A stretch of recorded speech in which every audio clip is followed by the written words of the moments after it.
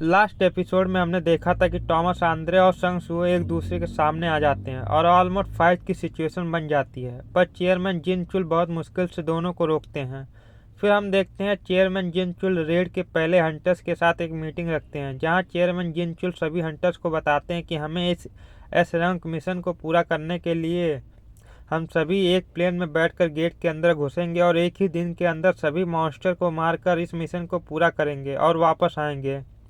ये सुनकर कुछ लोग हैरान हो जाते हैं कि एक ही दिन में डंजन को क्लियर करना, क्या ये पॉसिबल है? तभी टॉमस आंद्रे कहता है कि स्क्रेवेंजर्स गिल्ड कोरियन हंटर्स के साथ नहीं जाएगी, स्क्रेवेंजर्स गिल्ड पहले जाएगी, वो भी अलग। इस पर चेयरमैन जिनचुल कहते हैं ये बहुत डेंजरस रेड है, हमें साथ में ही जाना होगा।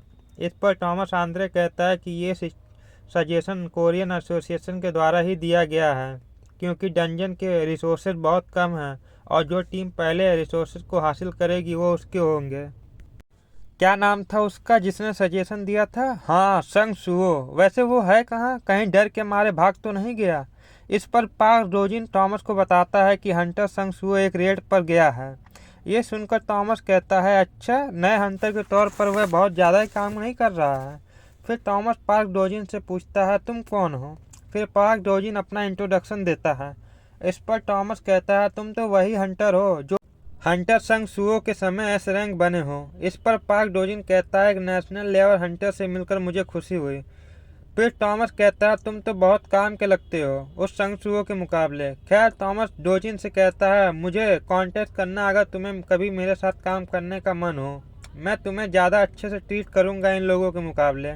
इस पर पार्क डोजिन कहता है मैं सोचूंगा इसके बारे में।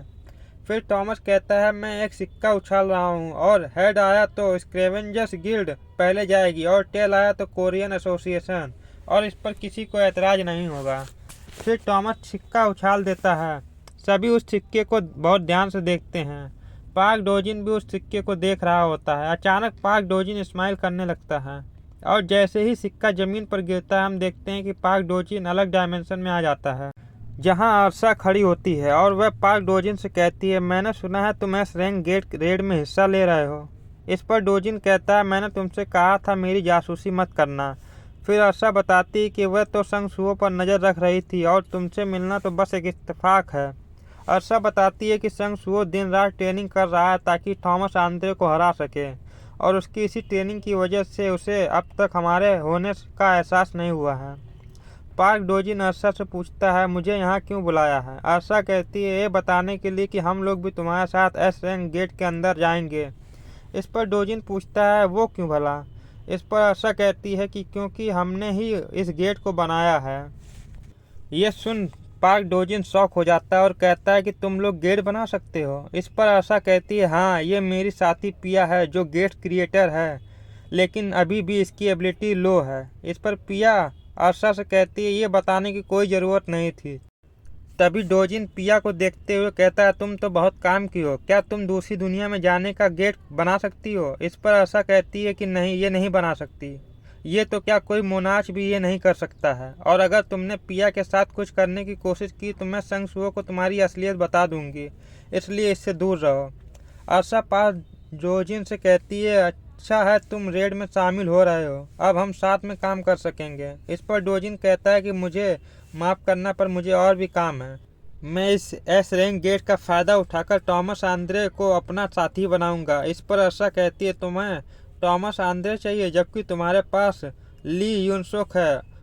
खैर मुझे क्या, जो तुम्हें अच्छा लगे। उसके बाद पार्क डोजिन जाने लगता है। तभी अरसा उससे पूछती है कि क्या तुम ये नहीं जानना चाहोगे कि हमने गेट क्यों बनाया? इस पर पार्क डोजिन कहता है मुझे इससे कोई फर्क नहीं पड़ता, मेरा और तुम्हारा रिश्ता तब तक है जब तक हमारे बीच की डील पूरी नहीं हो जाती। उसके बाद तुम अपने रास्ते और मैं अपने रास्ते।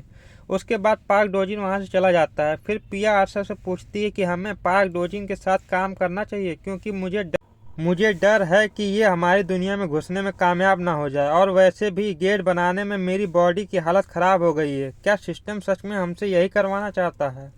तभी ऐसा गुस्से में पिया के सर पर हाथ रखती है और कहती है तुम्हारी हिम्मत कहती हुई सिस्टम पर शक करने की, जबकि हमारी मदद कर रहा है सिस्टम। तुम एक गंदी बच्ची हो। अगर हम सिस्टम की बात मानेंगे तो एक दिन हम जरूर मोनाज बन जाएंगे।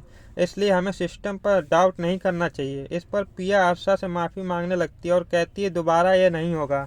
फिर सीन चेंज होता है और हमें एक एयरप्लेन और हंटर्स दिखाए जाते हैं जो रेड पर जाने के लिए तैयारी कर रहे होते हैं। वहीं हमें थॉमस आंद्रे और लौरा दिखाई जाती है। थॉमस लौरा से कहता है कि मैंने कभी एक एस रैंक गेट अपीयर्ड होते नहीं देखा है। थॉमस लौरा से कहता है तुम्हें पता है इस क्राइसिस के समय हमें किस चीज़ की ज़रूरत है। इस पर लौरा कहती है आप पैसे और पावर के अलावा भी कुछ सोचते हैं। थॉमस कहता है इस क्राइसिस के समय हमें एक हीरो की ज़रूरत है जो इस दुनिया का प्रतीक बने। तभी पीछे से एक आवाज़ आती है जो कहती है कि तुम हीरो बनना की सोच रहे हो, मेरे लिए अच्छा है, इसी बहाने में पैसे कमा लूँगा। इस पर थॉमस कहता है देखो तो कौन आ गया, संग सुओ। थॉमस सुओ से कहता है मुझे पता नहीं तुम्हें किसी ने बताया है कि नहीं, पर गेट के अंदर पहले स्क्रेवेंजर्स गिल्ड आएगी। इस पर संग सुओ कहता है ठीक है, पर बस किसी मुसीबत में मत पड़ना। ये कहते हुए सुओ वहाँ से जाने लगता है। तभी थॉमस लौरा से पूछता है कि हम लास्ट टाइम संग सुओ से कब मिले थे। लौरा बताती है कि 3 दिन पहले। थॉमस कहता है ये मेरी इमेजिनेशन है या संगसुओ सच में अपनी पावर बढ़ा ली है कुछ ही दिनों में। फिर हम देखते हैं कि गेट अपीयर हो जाता है जिसे संगसुओ देख रहा होता है और एक सीरियस फेस के साथ सोचता है कि इस गेट के अंदर के खतरे अलग लेवल के हैं। तभी चॉय जोंग संगसुओ से कहता है कि इतने सीरियस क्यों हो, तुम्हारी तैयारी पूरी नहीं हुई है क्या। संग सुओ पीछे मुड़कर देखता है तो सभी एकदम फॉर्म में होते हैं। चॉय जंग सुओ से कहता है कहीं तुम ये तो नहीं सोच रहे हो कि हम स्क्रेवेंजर्स गिल्ड से हार जाएंगे। इस पर सुओ कहता है इसका तो कोई चांस ही नहीं है। ये सुनकर थॉमस आंद्रे की जल जाती है। फिर हम देखते हैं कि सभी हंटर्स प्लेन में बैठकर गेट के अंदर घुसते हैं और इसी के साथ रेड की शुरुआत हो जाती है। फिर सीन चेंज होता है और हमें डंजन के अंदर का सीन दिखाया जाता है जहां पर हम देखते हैं कि हंटर्स का प्लेन क्रैश हो गया होता है और संग सुओ ज़मीन पर पड़े हुए ये सोच रहा होता है कि ये सब कैसे हो गया। और भाई लोग इसी के साथ ये चैप्टर यहीं ख़त्म होता है और ये वीडियो भी। वीडियो अच्छी लगी हो तो वीडियो को लाइक शेयर कमेंट करना ना भूलें। मिलते हैं इसके अगले एपिसोड में, तब तक के लिए बाय बाय।